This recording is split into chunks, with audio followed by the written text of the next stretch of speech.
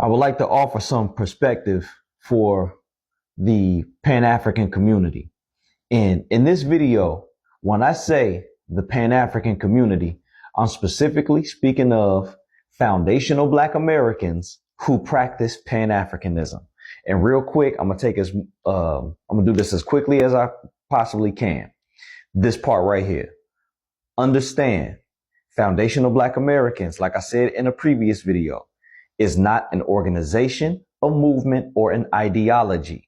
Foundational Black American is not an organization, a movement, or an ideology.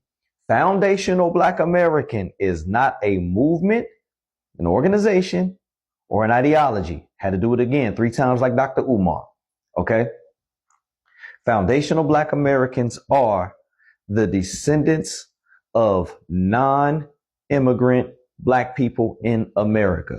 People who were here before America was established. Those who built the United States and laid its foundation, hence the term foundational Black American. All right. That being said, you have a lot of foundational Black Americans who are from said bloodline, who are from said lineage that practice Pan-Africanism. So in this video, that is who I'm speaking to. Understood? Very good. So this message is to the Pan-African community. Just to offer you some perspective, the problem that the delineation movement is having, and like I said in the previous video as well, the delineation movement are those of us who have taken up the mantle of defending our heritage and the legacy of our ancestors and our current legacy. All right. And are fighting hard to ward off any invasion or intrusion upon our ancestors' intellectual property. All right. As well as on the social and political front, calling things out. And this is what we're going to get into. All right. So, to the Pan-African community, right now, y'all are caught in a crossfire, and you shouldn't be. And I'm going to explain why. So the dynamic is this. You have you here in the middle. You have the delineation movement over here, right? Who are not all foundational Black Americans, because again, foundational Black Americans can have whatever ideology they want. They can be whatever religion they want. They can be whatever political party they want, right? Foundational Black American is just our identity, not our ideology. Okay? Delineation, there's some ideology to delineation, and the whole concept of delineating is just, again, gatekeeping and protecting our culture, our heritage, and the legacy of our ancestors. That's what that's about. Now, you have us over here who this is your kith and kin. These are your relatives, your quite literal relatives, because y'all come from the same bloodline, right? I explained how just a second ago. If you need to rewind it, rewind it. Okay? So Pan-African community, the foundational Black Americans and the delineators, like, yeah, these are your people. These are your brothers and sisters right here, or cousins, however you want to flip it. These are your relatives. Okay. We are family, same bloodline. All right. Now, on the other side of you, you have the diaspora. And from the diaspora, foundational Black Americans have received a lot of vitriol, a lot of slander, and a lot of undermining from those in the diaspora. Sometimes from their respective countries, or just in general outside of our country. They have names for us in their culture. Names like Akata, Jarir, cotton picker. Some even have adopted the white tea supremacist N-word with the hard ER and refer to us as such. All right? That type of stuff from a distance as well as in closer proximity. So and this isn't all of the diaspora, but we're talking about the tether and the sucker class of the diaspora. And I'm using sucker in a proper context. And I'm going to explain how in a second. The sucker class of the diaspora, when they come here, they walk right past you, because if they suckers, they're not on that Pan-African tip. They walk right past you, get in amongst us, cosplay as us, exploit our culture, make money off our culture, or even go as far as getting in political office and undermining reparations and say we shouldn't get reparations, even though they don't qualify for it. When we call this out, the beef is when we call this out, the Pan-African community, you all don't jump on board with us in calling this out and addressing this.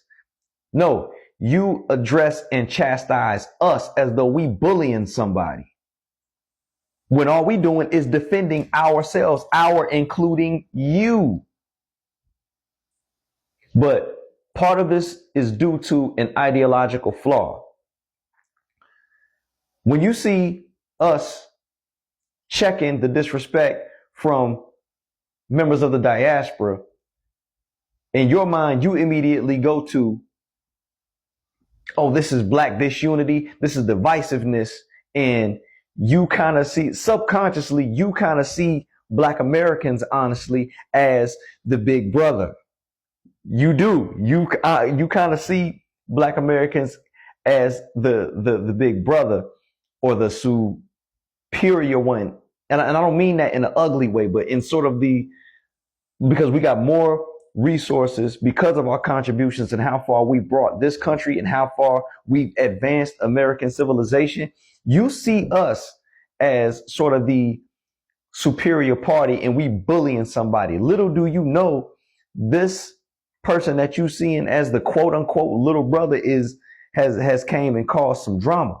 But you don't chastise the little brother when we tell you, like, no, not everybody from this group, but these people from these groups are causing us problems. You don't get on them. And that right there hurts. You want to know why it hurts? Because it's disloyal. It's disloyal. Pause on that. And another reason why this is done, like I said, due to an ideological flaw. This ideological flaw inherent within Pan-Africanism is that we are not taught to see America as our country. We are not taught to embrace our heritage as Black Americans. We are taught to see ourselves as Africans and look to Africa.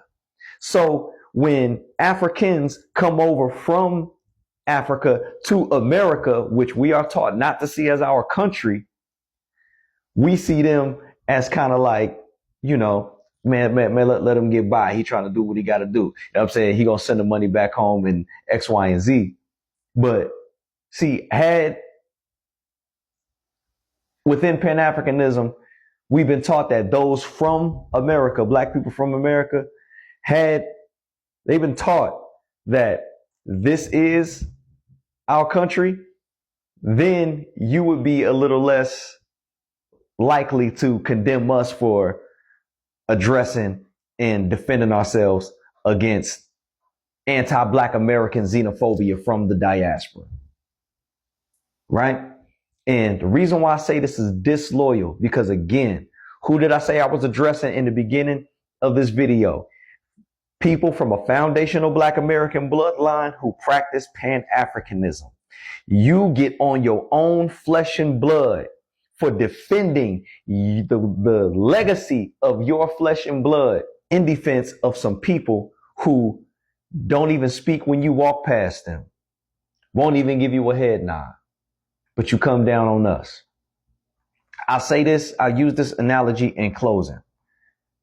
if this was the Godfather, say if the diaspora was like the Godfather universe, you know, you got the Barzini family, you got the Tattaglia family, you got the Scacchi family, you got the Cuneo family.